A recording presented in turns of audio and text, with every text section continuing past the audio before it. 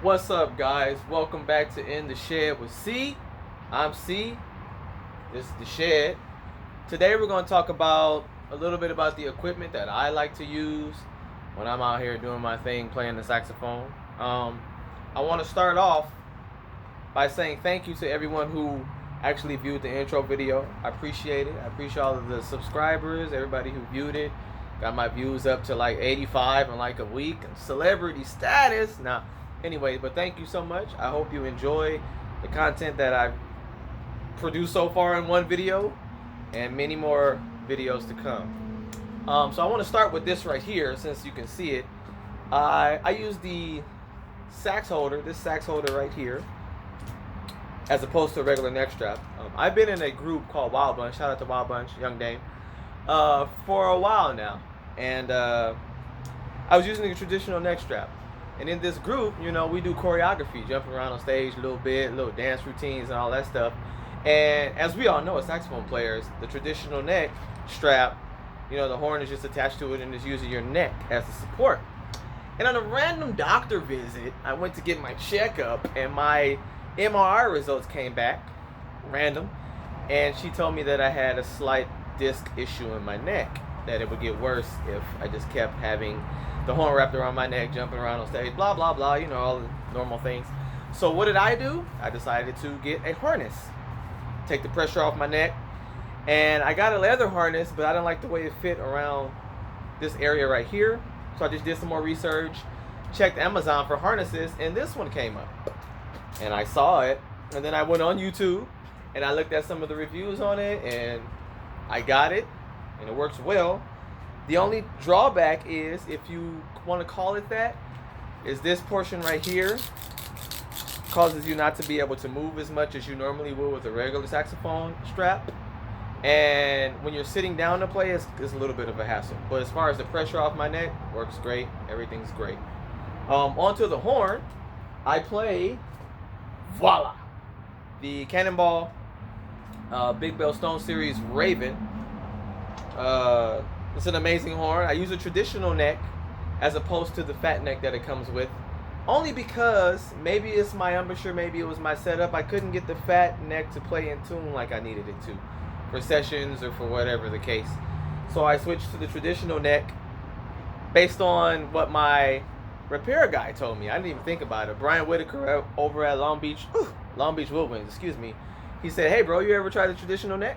And I was like, "You on to something." And I put it on there, and we all know as saxophone players that it will never be completely in tune. But you tune and you adjust. With the fat neck, if I tune for the bottom, spot on, the top would just be ridiculously sharp. And then if I tune for the top, the bottom would be notoriously flat with the fat neck. And like I said before, it may have something to do with my embouchure being tight or loose or my setup, whatever the case may be. And when I switched to the traditional neck, it just eased everything out.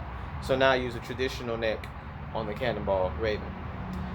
And I also use the sound deflector.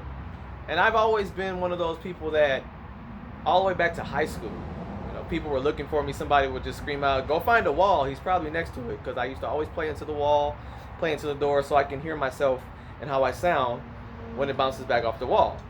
And someone, thank you whoever you are, I don't know off the top of my head, created a portable wall, so to speak.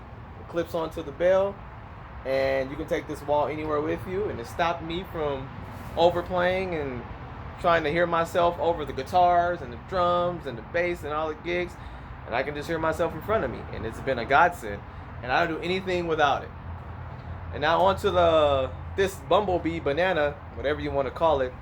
This is a Syos, shout out to Syos, SYOS, company for creating these new awesome mouthpieces, 3D printed. This is a original one. This is not one of the custom ones that are endorsed by the celebrities. This is actually one of the original models from way back in the day. 2 years. It was patterned after a friend of mine, Aaron West, who's a saxophone player out of Chicago. Shout out to Aaron West. He had this one-of-a-kind, supreme being mouthpiece that it was only one made, and he sat in the doggone shop while it got created for him. And we were in a session, myself, Aaron West, and Jay Flat. Shout out to Jay Flat, another guy out of Chicago. Had a saxophone session, shed session, which all you do is you turn on the iReal Pro book and just play tunes. And we did that for about 2 hours, and I was putting my horn up, and I looked to my left, and I was like, what is this thing right here? I'm like, is this a paperweight? And Aaron looked, and he was like, oh, you never heard of them? That's this new company out of France, Sios. I don't know if I'm pronouncing it right. And I was like, what is this crap? Because, you know, I was a skeptic as well.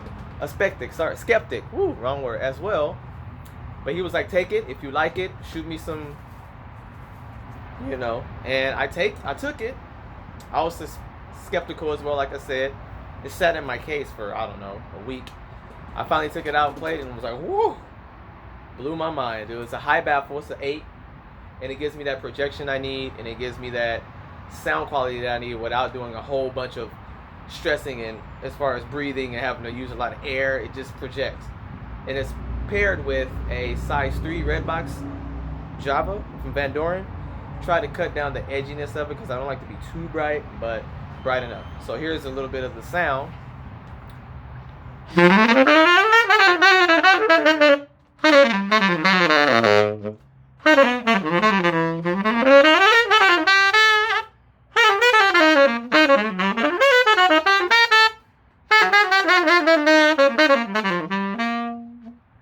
gotta excuse my technique. I cut myself cooking. Whoa.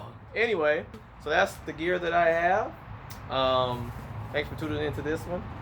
Hope you enjoyed, and I'll see you next time.